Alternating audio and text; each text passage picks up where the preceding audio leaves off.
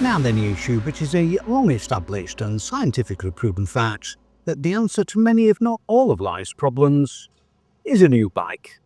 Okay, forgive the hyperbole, but in my case, I honestly do believe that a new bike will be the solution to many, if not all, of my problems.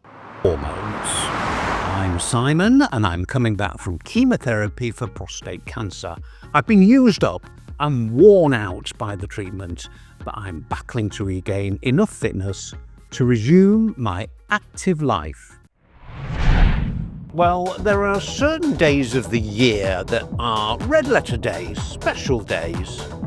Your birthday, maybe, your wedding anniversary, high days, holidays, red letter days of all kinds.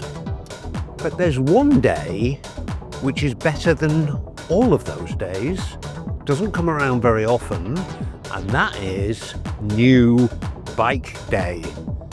And guess what today is? Yeah, today is New Bike Day.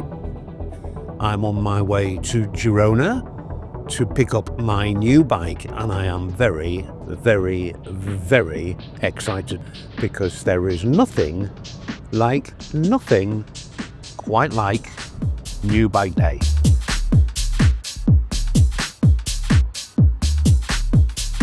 What do you think? Yeah. It's very beautiful, huh? Yeah, so pretty. Very exciting, eh? This is a Scott Solace E-Ride 10.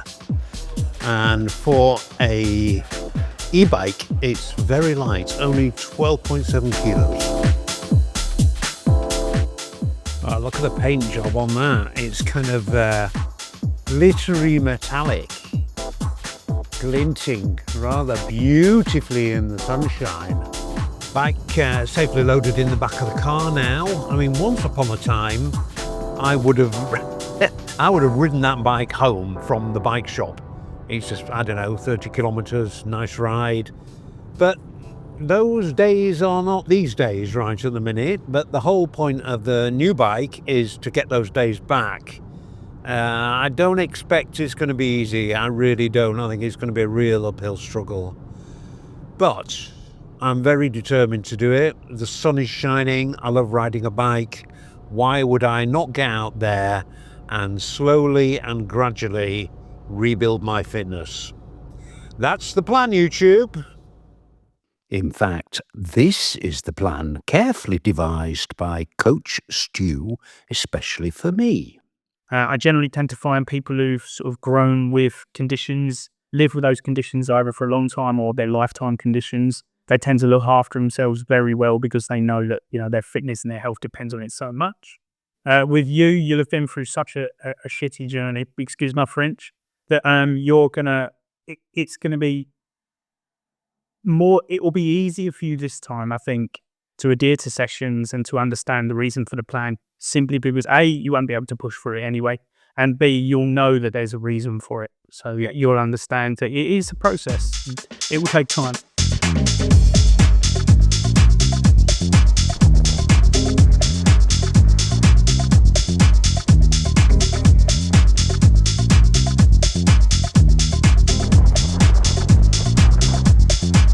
Back out there.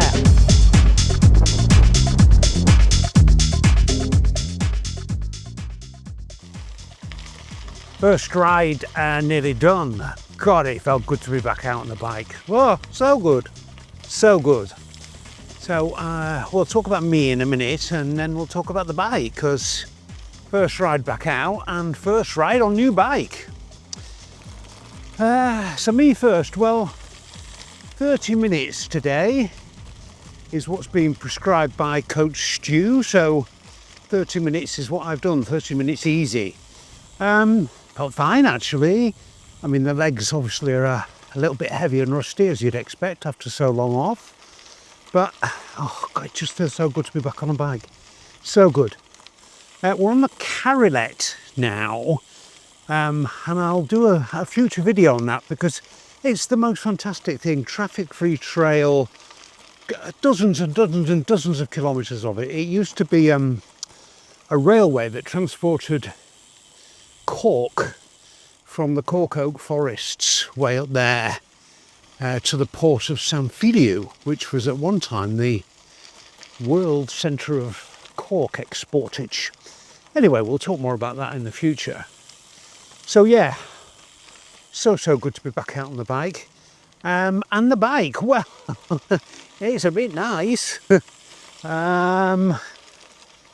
It feels like a bike. I mean, it just feels like riding a bike. I didn't feel the 12 kilos. Obviously, under 25 kilometers an hour, you're getting assistance from the motor, and then it cuts out at 25. But the thing is, by the time you've got 12 kilos going, nearly 13 kilos going at 25 kilometers an hour, you've got momentum. And on the flat, you don't really feel the motor disappear. And then, of course, if as your speed scrubs off, then the motor very gently comes back in. So yeah, very pleased with the bike. Very pleased with the bike. Kind of pleased with me. We'll see. It's an easy week this week. I've got to do an hour tomorrow, then a rest day, and then 90 minutes. But this first 30 minutes, well, the exhilaration of being back on the bike has kind of carried me through it, really. Bon dia. Yeah, nice, really nice.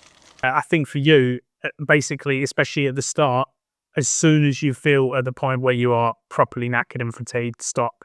Now, irrespective of what the session says, if the session says to push through and you've got 4 intervals, you're halfway through the second one and you feel like death, then stop straight away. Well, Coach Stu's warning about feeling knackered and coming to an immediate stop proved rather prescient.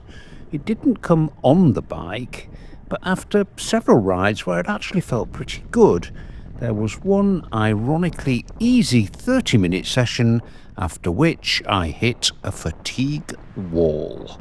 You can't predict this stuff other than to accept that it will happen.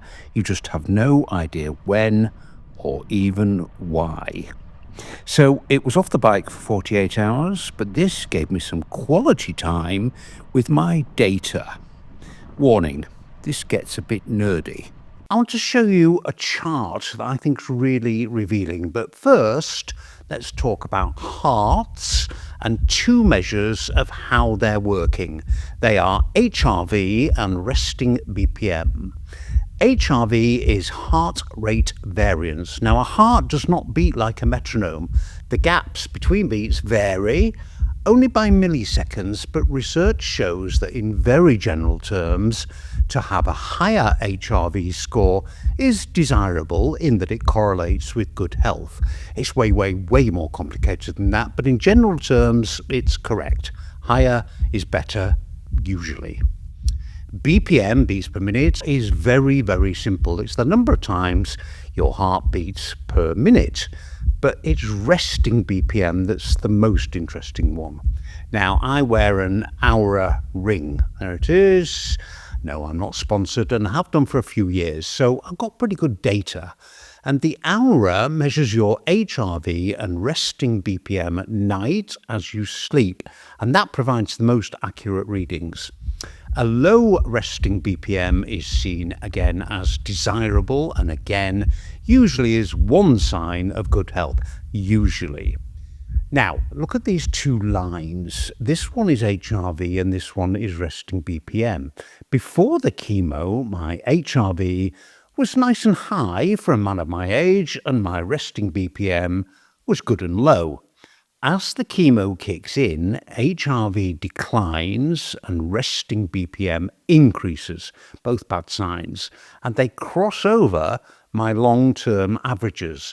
That gap widens as the effects of chemo and its associated inactivity really take hold. But then, as chemo finishes and I begin to recover, HRV begins to rise again and resting BPM declines.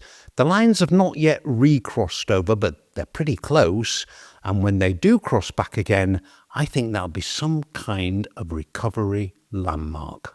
Thanks for watching this one. If you got this far, please like, subscribe or comment, or maybe all 3 if you can. And I will look forward to seeing you next time.